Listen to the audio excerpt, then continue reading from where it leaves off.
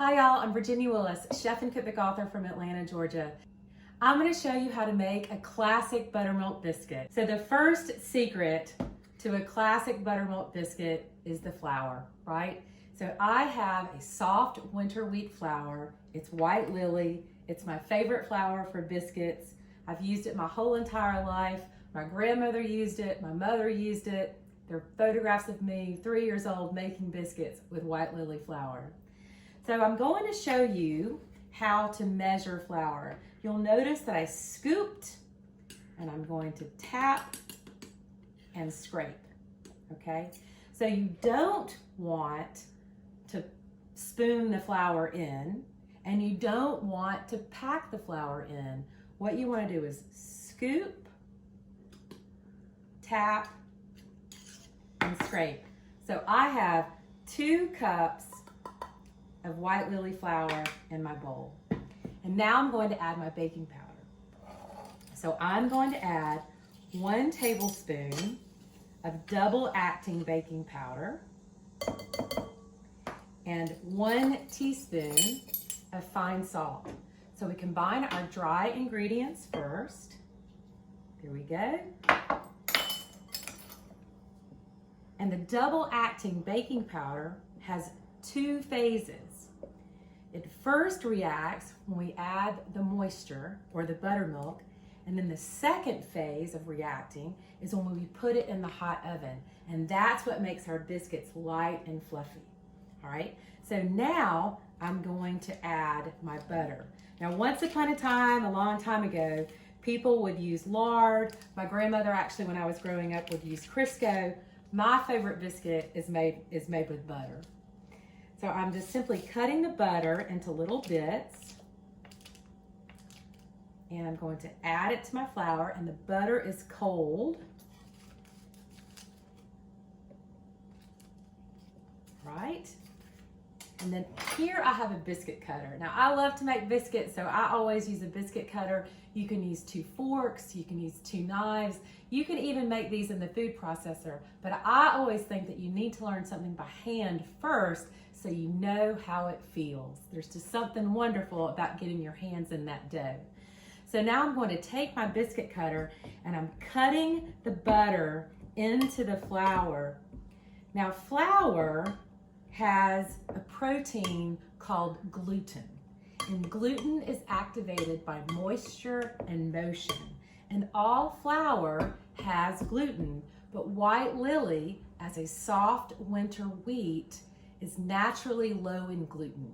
It's closer to, say, like a pastry flour or a cake flour, and that is the first secret of a light and fluffy biscuit. And the butter is coating the flour, and this fat coating the flour is going to help prevent the absorption of moisture. So gluten is activated by moisture and motion. The fat in the butter is going to help prevent that absorption. All right, so I have my butter, and it's the size of small peas, little crumbs. We don't want it too small. Some bigger bits are fine, but you definitely want the butter cut into bits. Now I'm going to add my buttermilk. So we want to add 3/4 of a cup to a cup. It'll going to depend on the day, on how rainy it might be, on how moist it might be, on how dry it might be. So I'm going to start with about a cup, and I'll pour most of it in, and then I'll give it a look before I add my remainder. So I have my buttermilk here, and I'm just going to spoon the flour into the buttermilk. Now the second key to a light and fluffy biscuit is knowing how much to knead or not knead the dough. So I don't want my dough to be completely cohesive in this bowl. I actually want to finish the dough on my board. So here I have what can lovingly be referred to as a shaggy mass. And I'm going to show you what that looks like and how you can knead it to make the dough come together. So here I have my dough. I'm going to put a little bit of flour directly on my board. Flour is your friend when you are making biscuits because it helps helps things from sticking. And I'm going to, see, it's just really like, what is she doing? How is that going to be a biscuit? Well, let me show you. This smells so good. There's just something, I always say that, you know, biscuits are the bread of my people, right? Biscuits are the bread of my people. So I want to bring this dough together. So I'm going to also flour my hands. And I'm just simply going to sort of pat it. And I'm also going to use what's called a bench scraper. So you want to fold the dough over just a couple times. That's it. And see how already that shaggy mass has sort of come together into a dough. And I want to make sure that there's plenty of flour on the bottom. And all of this flour, a long time ago, people used to use a biscuit bowl. And so simply the flour would stay in the bowl. Grandma would make some biscuits in the bowl, and then the flour would go in the bowl back on the shelf. So now I have my dough, and I can see some tiny little bits of butter, and those are going to be delicious in our biscuits. So the next thing I have is I have my rolling pin, and this is a really special thing to me. This is actually my grandmother's rolling pin. So I've been holding this rolling pin in my hand a long time. So I'm going to start at the middle of the dough and come back. I'm going to start at the middle of the dough and go forward. And then I'm going to rotate the dough. So you want to make sure there's plenty of flour underneath. Middle and back, middle and forward. All right? Middle and back, middle and forward. Oh, this looks wonderful. And I like to keep the dough sort of squared up. Okay, there we go. Now the cutter, all right? So the cutter, I have a whole series of cutters, and I want to tap my cutter into the flour. And then this is super important. When you punch out a biscuit, you want to punch straight down. You do not want to punch and twist, because when you punch and twist, you could pinch those edges and your biscuit won't rise as high. So straight down, and I just kind of wiggle it a little bit. And then once again, straight down, wiggle it just a little bit.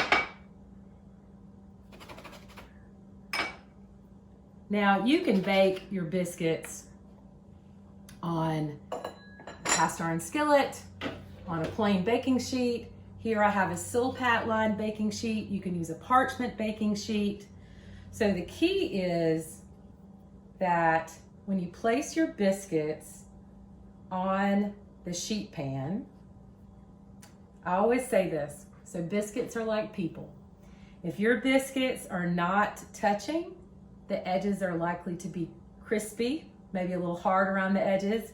And if your biscuits are touching, means you're a little bit softer around the edges, you might be a little bit nicer to people, okay? So you might want a crispy biscuit when you're having gravy. You might want a fluffy biscuit when you're having eggs. So that's just a decision that you can make. But now I have the scraps of dough. So my inclination might be to simply just gather this up in a ball. But remember, I was talking about the gluten. So if I gather this up, those gluten strands, they're a web, I'm just gonna make a big knot. So what I'm going to do instead is I'm going to stack my scraps, because every time you touch the dough, every time you work the dough, you are activating that gluten again. All right, so now I have another little mini dough. Make sure there's plenty of flour underneath. All right, the third secret to a classic buttermilk biscuit, to a light and fluffy classic buttermilk biscuit, is the temperature of the oven. My oven is preheated to 500 degrees. 500 degrees, because what's going to happen is when I put these biscuits in the oven, the butter is going to melt. It's going to produce steam. It's going to help make our biscuits rise up. Let's go get them in.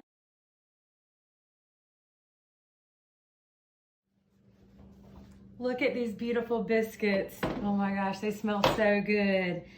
So 10 minutes if you like them on the lighter side, 12 or 13 if you like them a little bit darker. What you're looking for is this nice dark bottom.